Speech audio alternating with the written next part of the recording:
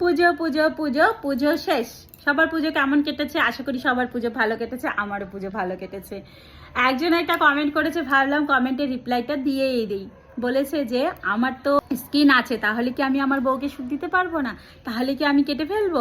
আরে ভাই, স্কিন কাটার কি প্রয়োজন? সুখ দেওয়ার জন্য কখনো স্কিন কাটতে নেই।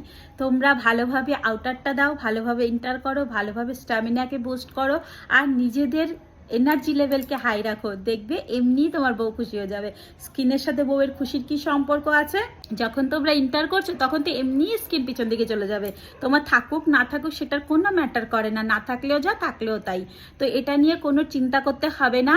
কারা কাটে, যাদের কোনো ইনফেকশন থাকে, প্রবলেম থাকে, যাদের স্কিন উপর দিকে চলে আসে, একদম ইন্টার করতে পারে না, পেইন হয়, না হলে কোনো রিলিজিয়ান আছে যারা বচপন থেকেই কেটে রাখে, তারা কাটে। তো এইসবের দিকে না ধ্যান দিয়ে এইসবের দিকে ধ্যান দাও।